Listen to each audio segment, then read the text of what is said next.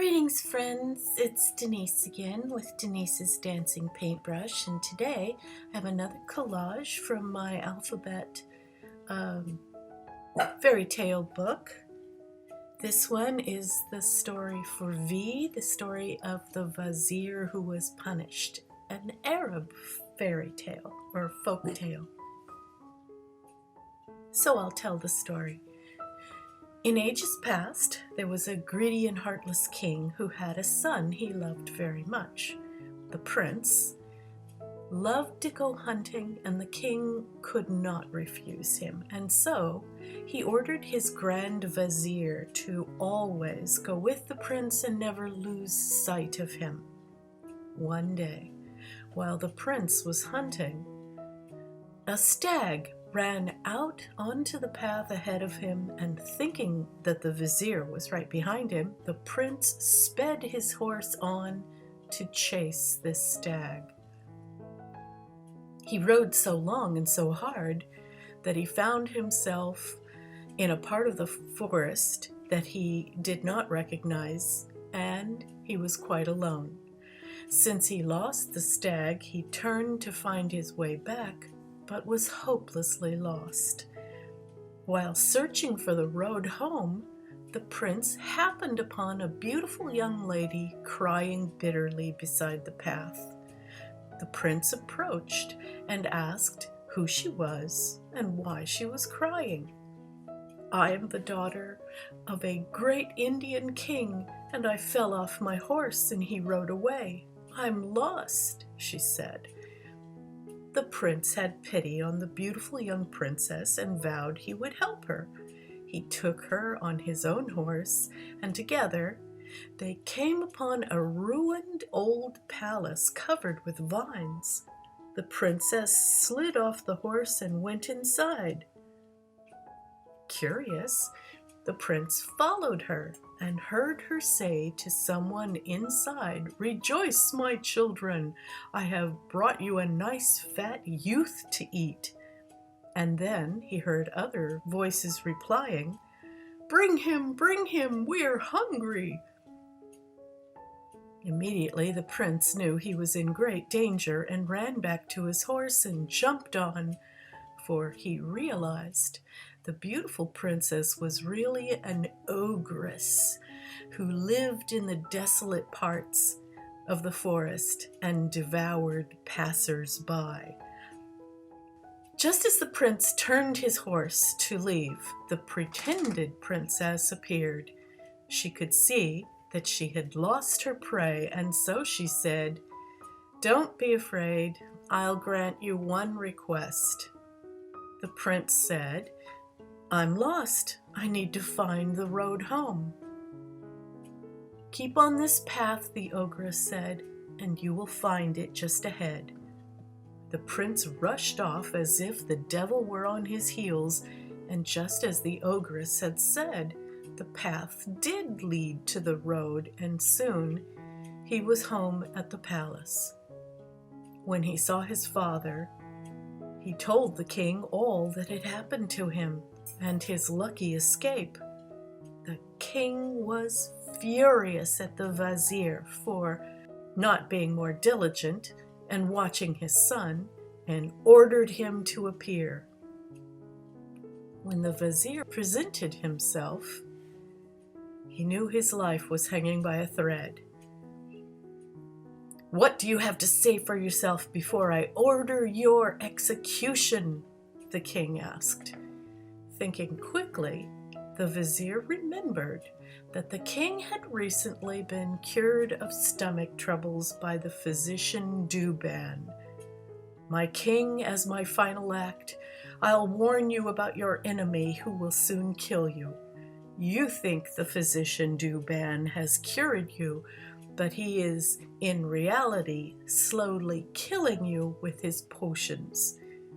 "That's not possible," the king bellowed. But then, as he got to thinking of how easily it would be to slowly poison him with the potions the doctor had been giving him, he thought better of it. "What should I do about this, Grand Vizier?" he asked. You should have his head cut from his shoulders before another day passes, so he cannot fulfill his plan." "I think you are right," the king said thoughtfully, and he called for the physician Douban. As the king executed the innocent physician, the Grand Vizier was very happy because the king's anger had turned to another, and he had completely forgotten to be angry with the Vizier. Later, many years later, when the king died, the prince became the king, of course, but he did not forget the Grand Vizier and how he had neglected to keep him safe.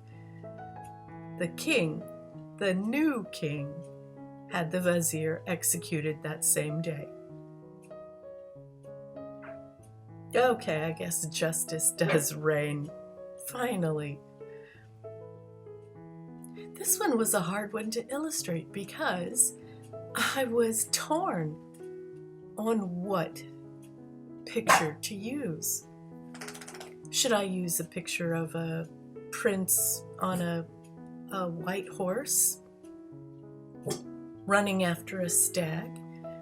Should I use a picture of an ogre? Should I use a picture of the Grand Vizier? Certainly don't want to use a picture of a execution, but anyway, I finally chose a sweet little girl that I had taken a photograph of out in front of my house because the children were playing in the grass, and I asked them if I could take photographs. And they all posed for me. This little girl was looking up, thinking that I was taking a picture of her little friend who was standing above her. And I thought it was just the perfect pose for this particular illustration. You can see on the left, I have found a little illustration of what looked to me like a Grand Vizier. And so I am going to hide him in her dress. Being that it's collage, I can hide pictures all through it. And so I have. If you look carefully, there's a bird on her arm. The Grand Vizier will be on her dress. There's a hot dog, a man's face lit by a lamp in her hair, and an avocado.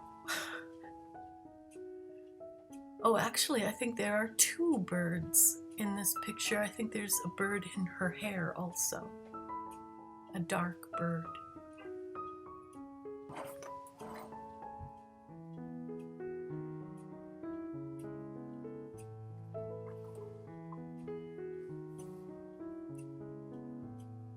But I'm nearly finished. Here we are.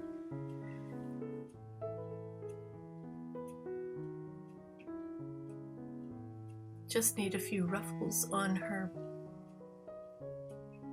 sleeves, and it's all done. So on this collage, I decided there was so much empty space on the right side of the page. I added a bluebird. I hope you like it. I hope you enjoyed my story. I hope you enjoyed my collage. And I hope you subscribe. Check out some of my links below. And do come again. I appreciate everyone who checks me out. Thank you so much. Bye now.